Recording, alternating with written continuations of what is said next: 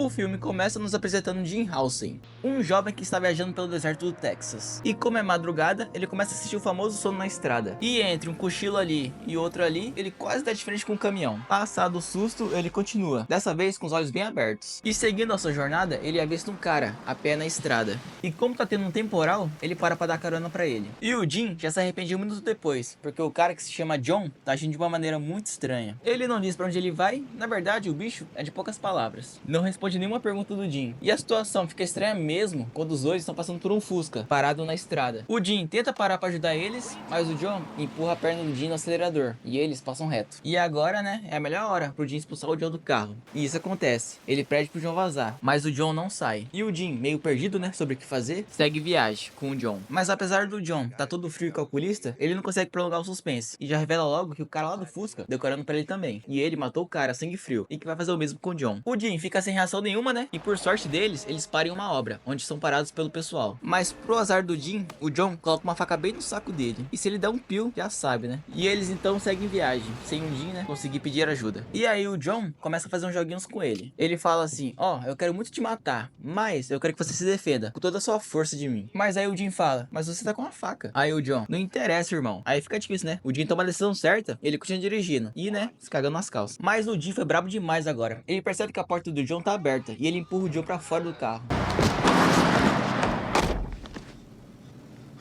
E em vez dele dar ré e atropelar ele logo, ele segue em frente. E olha a animação do bicho depois de se livrar do cara. Mal sabe ele. O Jim tá indo na paz de Deus agora no seu caminho, até que um carro ultrapassa ele. Mas é só uma família normal. E ele até brinca com a criança lá. Mas aí ele avista o John dentro do carro. E o bicho é malaco, hein? Já conseguiu outra carona. E o Jim na hora tenta avisar os pais que aquele cara é um psicopata. Mas os pais, né, não entendem nada. E o Jim, por não prestar atenção na estrada, acaba batendo em um ônibus.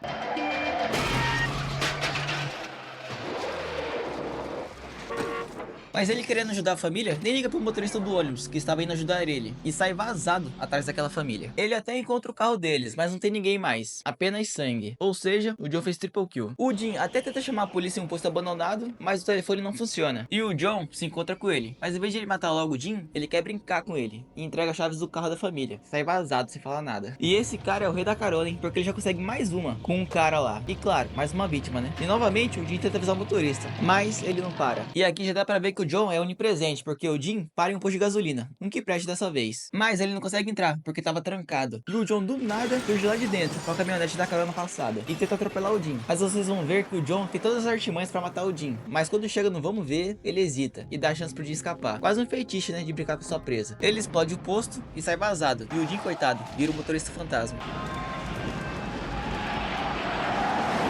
Ele para em uma lanchonete onde conhece a Nash, a garçonete do local. E ele finalmente consegue ligar pra polícia. E agora, ele só precisa esperar ali no restaurante, que a polícia tá indo até ele. Agora que as coisas se acalmaram, os dois, o Jim e a Nash, começam a bater um papo pra se conhecer. Mas tava tranquilo demais pra ser verdade. E o Jim tava lá comendo o lanche que a Nash fez pra ele, né? E do nada tinha um dedo lá no meio, revelando que o assassino estava por ali. E o bicho, né, assustado, sai vazado. E bem na hora, a polícia chega. E eles prendem o Jim por achar uma faca cheia de sangue na roupa dele. Que bicho desgraçado, né? O John tá sempre 70 passos à frente. Mas bom, o Jim, né, na delegacia, falha miseravelmente em tentar se defender. Mas o delegado, depois do interrogatório, afirma que ele não é assassino. Mas mesmo assim, ele é preso. O lado bom disso é que não tem lugar mais seguro, né, pra ele ficar do que essa delegacia. Ou era pra ser, né? O John, depois de tanto caos, tira um tempo pra dormir. E quando ele acorda, ele vê que a cela dele tá aberta. E não encontra nenhum policial lá dentro. Ou melhor, ele até encontra, mas já tem outro plano espiritual, com a garganta cortada. Ou melhor, todos eles estão mortos já. E se tava ruim pro Jim, agora vai piorar, porque mais polícias estão chegando. Ele pega uma arma e corre dali pro meio do nada. Já tô começando a achar que o John tem o sobrenome de Rambo, porque que capeta esse cara, hein? Tá passando rodo. E agora o Jim ficou doido. Ele para em mais um telefone, só que a polícia chega lá também. E na loucura, ele rende os dois, antes que ele prendem ele. E forçam eles a dirigir, enquanto ele fica no banco de trás. E quando ele consegue um acordo com o delegado pelo rádio, pra provar, né, que ele é inocente, o John aparece e mata os dois policiais. E claro, deixa o Jim vivo, né? E ele, numa atuação 10/10, fica desesperado mais uma vez.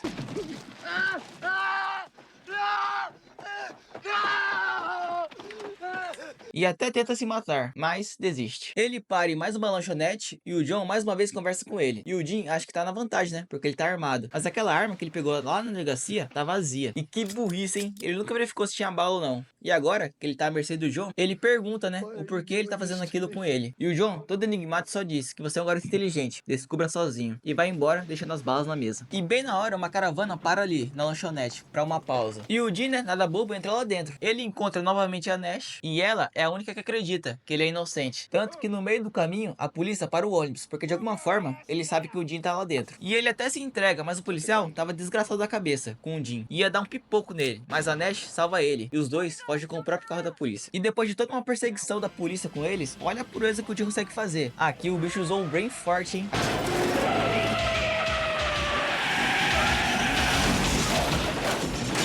Mas olha agora quem é o inimigo. E bicho, isso aqui tá fugindo muito do controle, né? Tudo por causa de uma carona. Mas, né, foi logo pra morte. E agora que o Dean tá com 3 estrelas do GTA, só o roteiro pra salvar ele. E assim é feito. O John aparece e com 6 pipocos, ele derruba o helicóptero. Que mira é essa? E por conveniência, é claro, o helicóptero cai bem nas duas viaturas. E agora só sobra o John, Dean e Nash pra perseguição final. E pela milésima vez, o John, depois de ter tacado o terror, podendo matar o Dean agora, novamente ele vaza pra outro rumo. E os dois, né, continuam a viagem e param num local onde tem vários caminhões pro pessoal descansar. Mas o que eles não têm é descanso, hein? Eles conseguem um quarto e enquanto o Dean tá tomando um banho, o John captura a Nash. E em poucos minutos ele faz uma arapuca com ela, onde ele amarra ela entre 2 caminhões. E se ele acelerar, ela é partida ao meio. E apesar da polícia estar no local, a única salvação dela é o Dean, que entra no caminhão, junto com ele. E o John dá uma arma carregada pra ele. E a única coisa que o Dean precisa fazer é puxar o gatilho. Mas o bicho não consegue. Ah, velho, dá uma raiva do Dean, porque o John tá tarado pra ser morto pelo Dean. E quando ele finalmente consegue a chance, o Dean arrega. E claro, né, o John acelera e a Nash é morta. Mas bom, o John finalmente é preso. E no interrogatório, os policiais não estão conseguindo nada com ele. Então o Dean vai lá conversar. Mas o bicho só quis dar um cuspe nele e o John fica todo felizinho.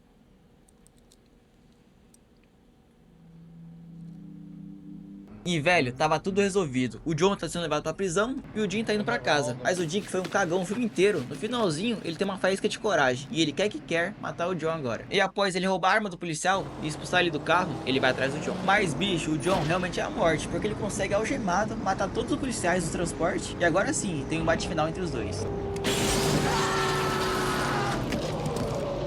E nesse X1, o Dean toma vantagem contra o John. Mas quase que ele toma também. Mas ele consegue atropelar o John.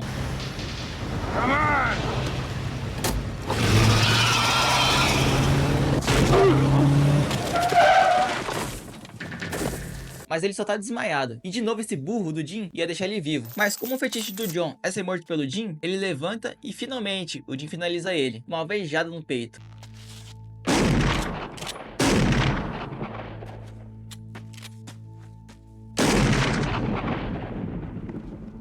E o filme acaba com uma fotografia linda dele no carro, pensando na vida.